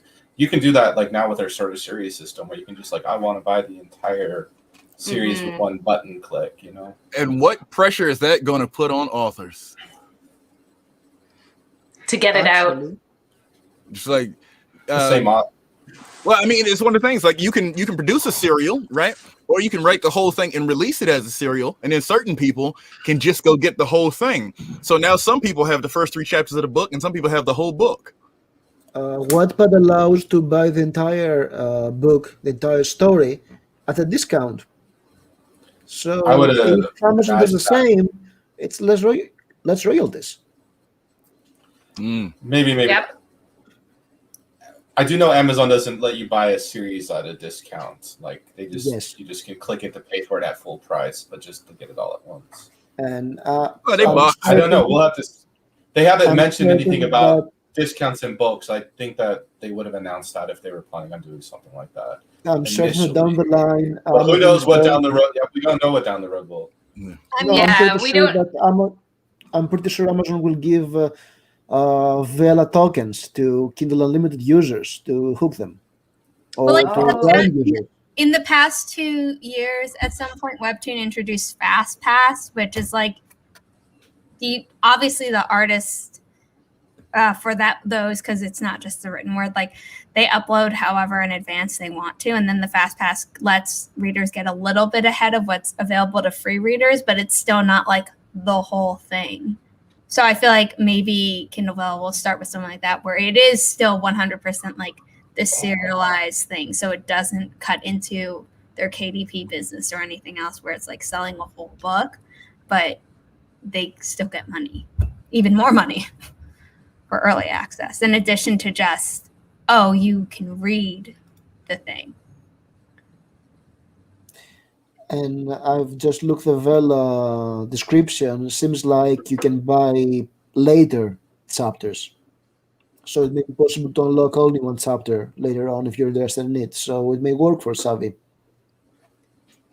Yeah, I didn't know that was a function. It's not That's clear. really interesting. It's not clear because in fiction doesn't make much sense to skip a chapter.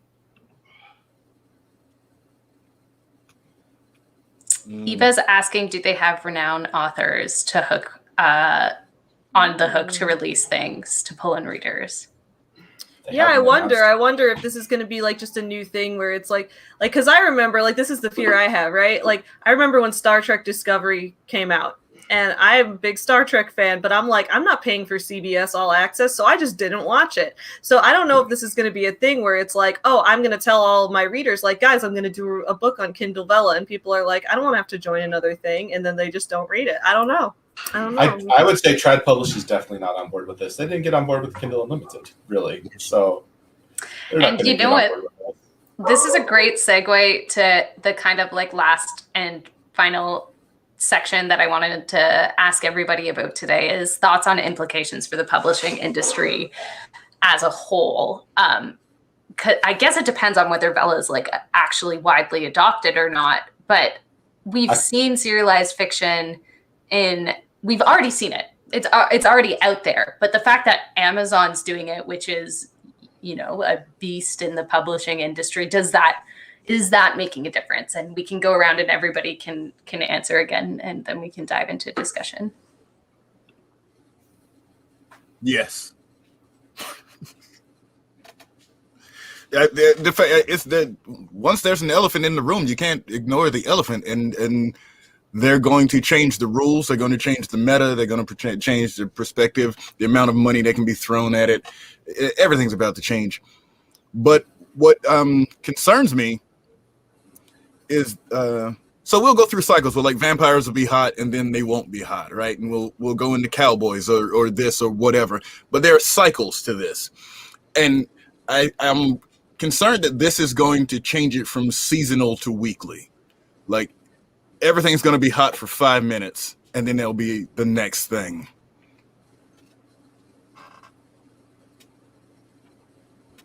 Any other thoughts on implications for publishing industries as a whole? I've got my thoughts, I suppose. But so Chewy finally shut up. Okay, so my thought, he just like wants to bark at everything today. I don't know what's going on with him.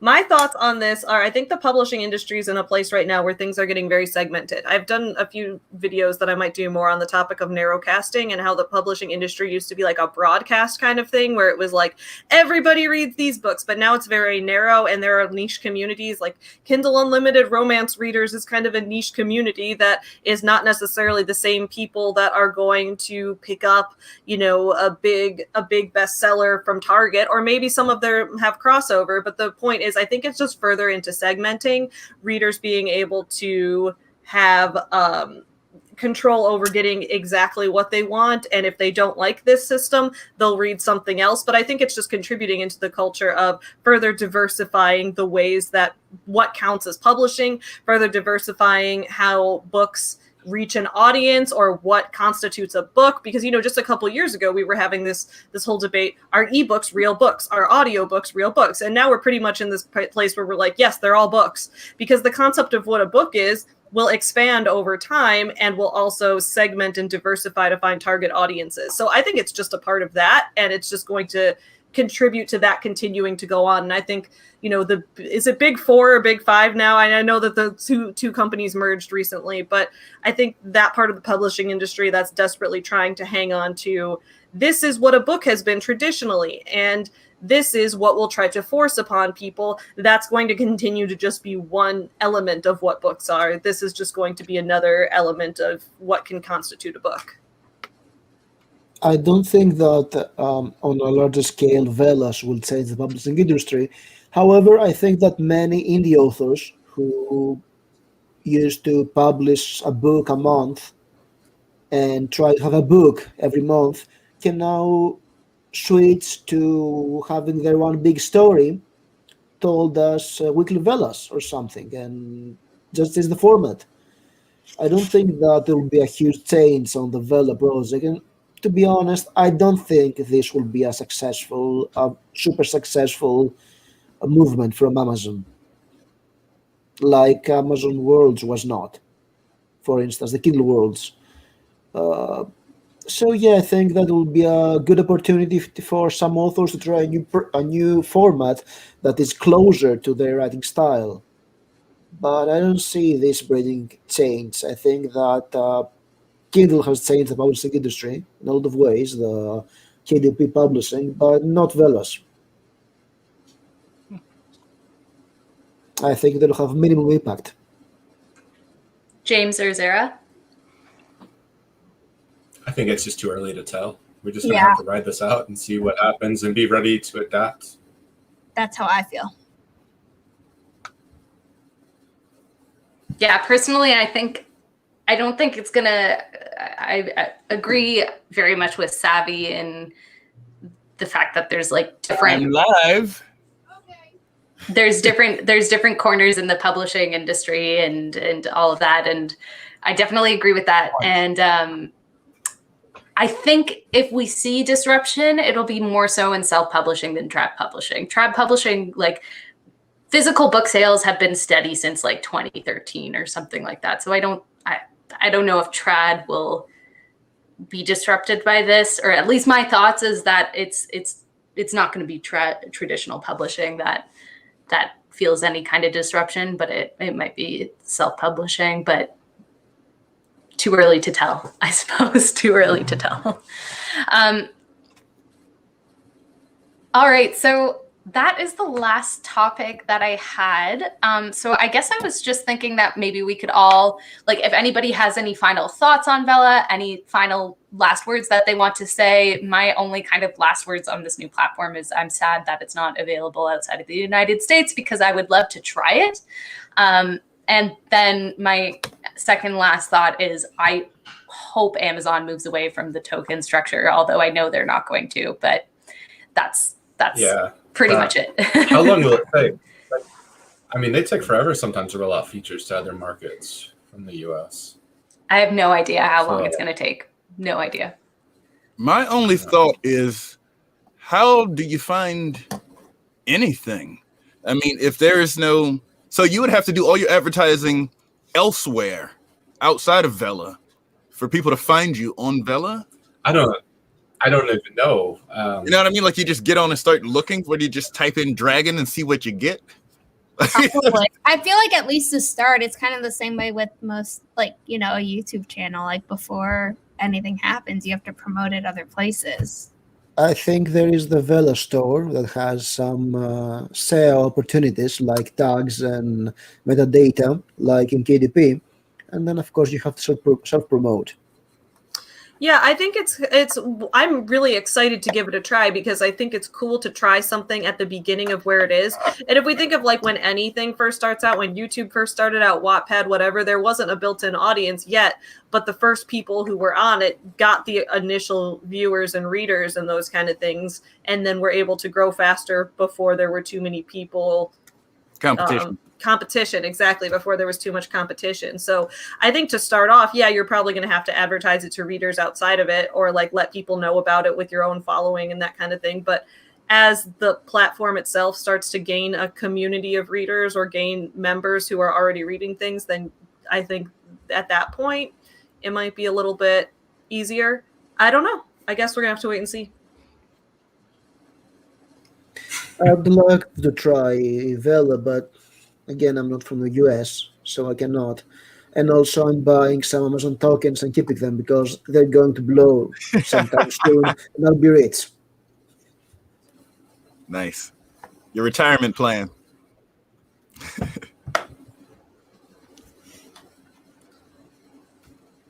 All right. Yeah, Sorry, James, I were you think, going to go ahead? I don't know. I lost my train of thought. I'm fine. We can just go on. I wanted to bring up Eva's comments here. The first stories there will really set the vibe for the readers. I hope there's some great ones early. I agree. And I think one of my final thoughts, I guess, on Vella is I am interested to see how they pull readers in because like we've discussed, a lot of us, I think, feel that it's not the same audience as KU. It's a different audience because the KU readers want to consume like a ton all at once and do that for, I suppose, a lower price. So it is a different audience. And how are they going to bring readers to this? How are they going to entice readers to this? And hopefully that's through great stories. So that's one of my final thoughts. There's a whole bunch of stuff coming in the chat.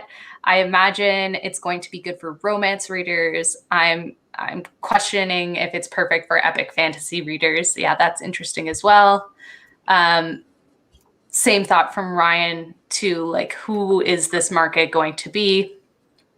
Charles, this just romance and erotica, I think it's going to dominate. I think romance and erotica will dominate. Thrillers could probably do well. Yeah. Yes, epic fantasy can do simply because of the size of it. Yeah, but urban fantasy probably not because we're used to standalone books. Yeah. Yeah, fan fiction is definitely popular in this style. I guess I'm curious how they're going to draw in readers because all of the other places where serialized fiction happens, not including Radish, is like Wattpad there's so much free stuff on Wattpad. So it's almost like people consume the free pieces before they move into the paid pieces. So that's interesting as well. I was just wondering about self-help. On Vella? On Vella. I mean, yeah, the thing I'm writing is kind of in the business and self-help genre, so I want to test it out for that, especially because I feel like a lot of the stuff that's going to be on it initially is going to be romance and erotica, since I feel like it's going to draw in a lot of the Wattpad crowd and that kind of thing. So I'm like, I'm going to just hit it with the business and self-help book from the beginning and see how that does. But I don't know. I feel like it's not going. I feel like people aren't going to post that as much at first, so I'm hoping to be like dominate that corner niche. a market a little bit. Yeah. We'll see. But I feel like eventually people might start reading that the same way that people read blogs for business or the things like that, or the same way people read blogs for self-help. It might be nice it could almost become like, a weekly, here's some advice for you kind of thing. I don't know. I'm going to try it out and see how it works. I don't know if it'll be successful for that at all. Best of luck. Thanks. We'll see. Yeah. Try it out. No, I think, yeah, that's a really great idea because romance, it will, like, I mean, I'm just thinking it will be flooded with like the more typical like fiction genres. So like nonfiction could be really interesting going to that market and yeah, that could be really interesting. So I'm just going to go. Know when it? Sorry, I was going to say, do we know what date it's officially launching? So they're letting authors in the United States upload to it now because I think they're trying to build a library. But I personally have not seen a date where it's going to become available to readers. They say in the coming months or something like that. Right. That's why I'm like, I want to, because I'm planning to start writing and uploading this thing within the next couple of weeks. But I'm like, when's it gonna be available to readers? I want to be able to tell the audience, like, you'll sign up and you'll be able to start on this date or that kind of thing. Yeah, I don't think there's a date yet. Wait, nonfiction's not a genre option? Unicorn saying, is that for real? Nonfiction's not an option for a genre? For real? I haven't tried yet, but maybe when you set the first published date, like it'll only give you certain options. Because then that might give you an idea of when it launches for readers. I haven't tried it, so I have. Yeah, I didn't really dig much into the upload.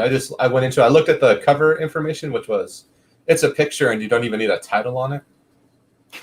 Yeah, there's no title. A square picture that you don't even need. It says like you don't need a picture, but we recommend having something. And then no title. I'm like, square. That's interesting. Yeah, so you have your audiobook cover ready for eventually. Oh. I'm going to try setting one up real quick to see if I can choose a nonfiction option. Sure. All right. I can't even pretend type that fast. Oh, well, I spelled my whole password wrong, so I didn't do it right. I don't think nonfiction is an option for a category. Yes, there is a nonfiction option. It's right under mystery and above paranormal. Oh, okay, nonfiction. Okay, never mind. We're good. I don't feel worried anymore. I think Zendora one has a good question. And then there are story tags. I'm going to just... Okay, the example for story tag is fashionable heroes, which is very weird, but I'm just trying to get to the next page so I can see if there's something about when we can like publish. Launch date. Yeah. Fill everything out.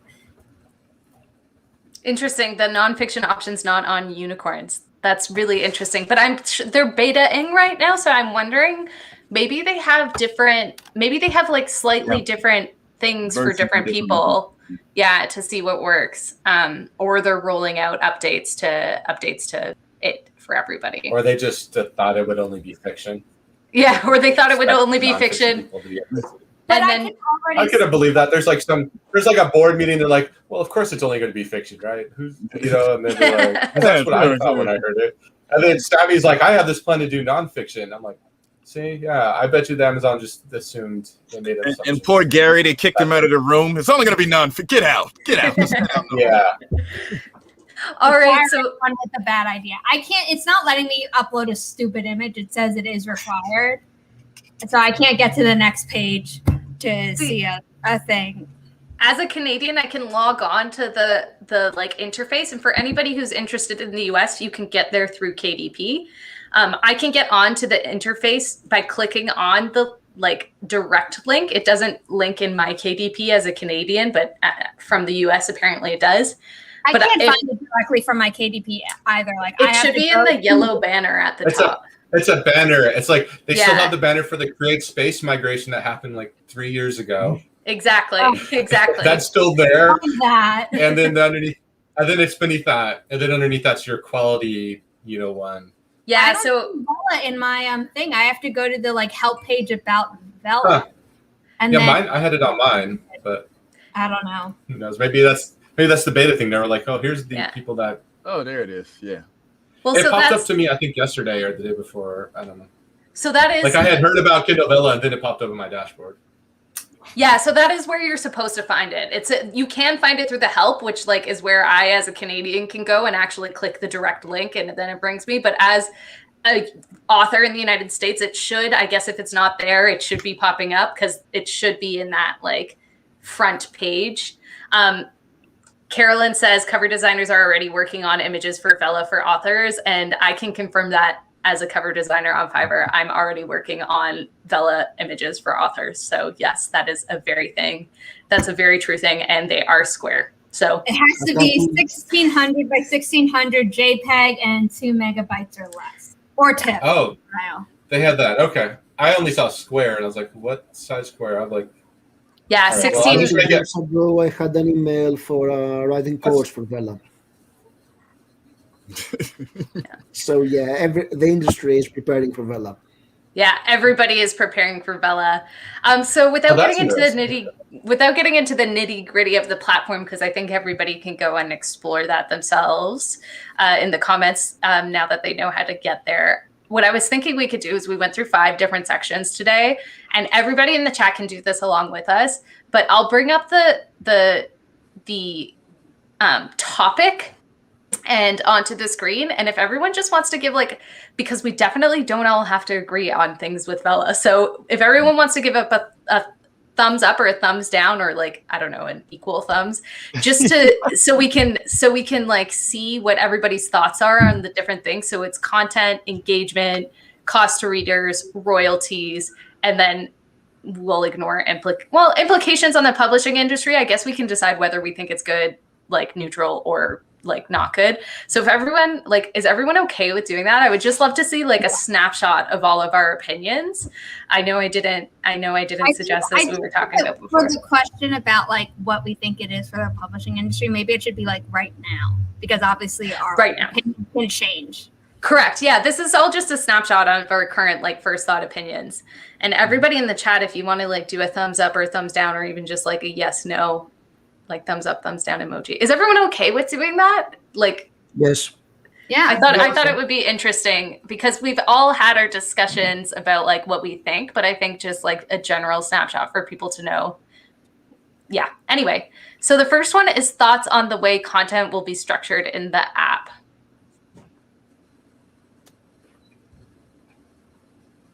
Okay, consensus there. We all like the episodic fiction, the length of chapters, etc. Our opinions on the engagement features.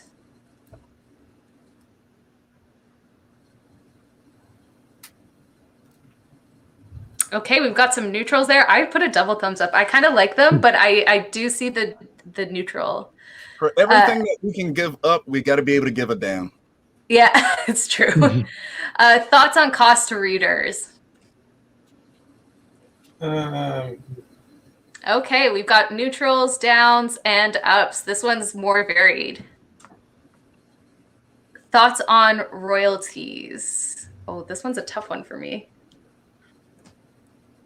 I'm from here to here. It depends. I'm this way. Let's decide, Keelan, if you're not fully up. I'm not full. Yeah. I'm nervous that they're going to change their price and then the royalties are going to be low. That's and snapshot. Right now, this. Sorry. It could very easily be. Yeah. Okay. You know what? Right now, this. You're right. Snapshot. Yeah. I'm definitely not giving people enough time in the chat to do this, but I love seeing the thumbs up. Meh. Love it. Love it. Love it. What?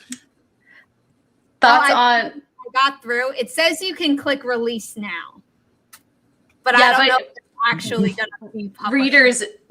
Readers don't have access yet. Yeah. Thoughts on implications for the publishing industry as a whole?